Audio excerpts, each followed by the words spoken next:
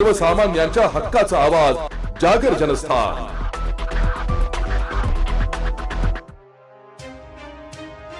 गुजरातहून महाराष्ट्रात येणारी बोगस बियाणे कृषी विभागाने ताब्यात घेतली आहे।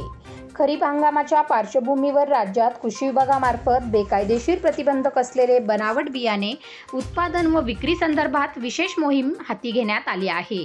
याच मोहिमेअंतर्गत काल रात्री गुजरात राज्यातून धुळे जिल्ह्यात येणाऱ्या एका खासगी ट्रॅव्हलमधून HTBT कंपनीचे महाराष्ट्रात प्रतिबंधित असलेले बनावट बियाणे कृषी विभागाच्या भरारी पथकाने जप्त केले आहेत। आज पहाटेच्या सुमारास धुळे शहरातील संतोषी माता चौकात येणाऱ्या गुजरातच्या एका खासगी ट्रॅव्हलची कृषी विभागाच्या भरारी पथकाच्या वतीने तपासणी करण्यात आली। यावेळी ट्रॅव्हल क्रमांक GJ04AW6092 मधील मागील सीटच्या खाली महाराष्ट्रात प्रतिबंधक असलेल्या HTBT कंपनीचे बनावट बियाणे आढळून आले।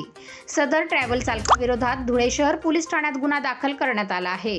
सदर कारवाईत हजारो रुपयाची बनावट बियाणे हस्तगत करण्यात आली असून दोषींवर कृषी विभागातील भरारी पथकाच्या फिर्यादीवरून गुन्हा दाखल करण्यात आली असल्याची माहिती कृषी विभागाने अधिकारी जगदीश बोराडे यांनी दिली आहे। मी कृषी अधिकारी जगदीश सदाशिव बोराळे, पंचायत समिती धुळे। आमचं कृषी विभागातर्फे गुणवत्ता नियंत्रण विभाग त्या अंतर्गत काल आम्ही भरारी पथकासोबत गस्ती पथकावर रात्री गस्तीवर असताना गुजरातकडनं काही येणाऱ्या गाड्या आम्ही तपासत होतो। त्या अनुषंगाने शहरामध्ये आम्हाला संतोषी माता चौकामध्ये सकाळी तपासणी करत असताना एक संशयास्पद गाडी गुजरात पासिंगची आढळली। गाडीचा नंबर GJ04AW6092 असा होता।